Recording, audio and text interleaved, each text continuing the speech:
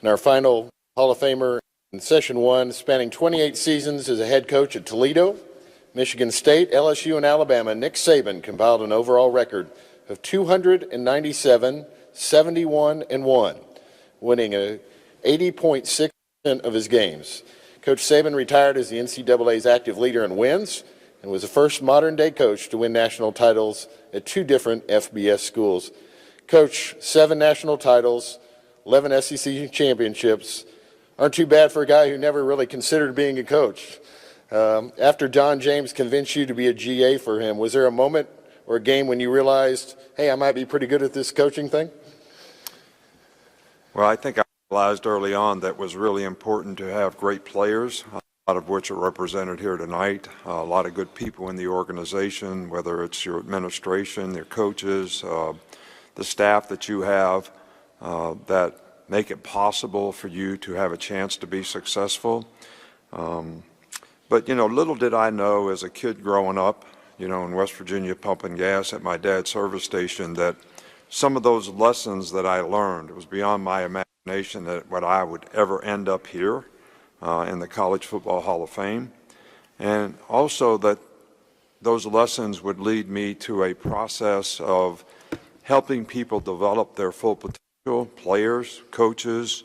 Always wanted to have a program that will be more successful in life and reach their goals and aspirations, and that those lessons that I learned as a kid growing up would develop a process that helped that. And, you know, those lessons were real simple ones. You know, first of all, compassion for other people. You know, treat people like you'd like to be treated. Treat people nicely on the way up. You might on the way down. It's nice to be important, more important to be nice. The second thing is regardless of what responsibility I was ever given as a kid, washing a car, if there were any streaks left on that navy blue Buick, you had to do it over. So there was always a reckoning for what I did, and that helped me tremendously, I think, from an accountability standpoint, because my dad used to always say, if you don't have the time to do it right the first time, how are you going to find the time to do it again? And the last thing is we won an extraordinary amount of games when I was a Pee Wee player and a high school player that culminated in a state championship. And after every one of those wins, I got my ass chewed out pretty good by my coaches and dad. And after all those wins, I finally asked my mom once, I said, why do I always seem to get reprimanded even when we win? And she says, it's not about winning. It's about you being the best that you can be. So those 3 lessons, you know, sort of helped me develop a process that helped a lot of other people be successful, helped us be successful, and helped the people that I work with give us a chance to be successful, and I'd like to thank them for that.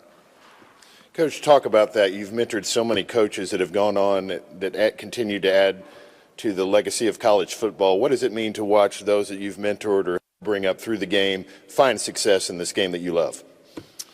Well, it means a lot to me because, you know, coaching is teaching, teaching is ability to inspire learning, and, you know, to see those coaches be able to go on and impact players in a positive way in terms of their development personally, academically, developing a career off the field, as well as, you know, having success on the field and reach their goals and aspirations, playing in the NFL, whatever it might be.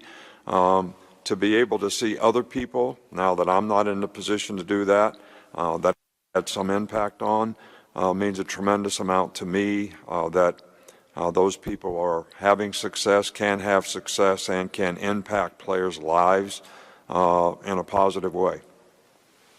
Thank you, Coach. Ladies and gentlemen, please help recognize the first group of the 2025 NFF Hall of Fame.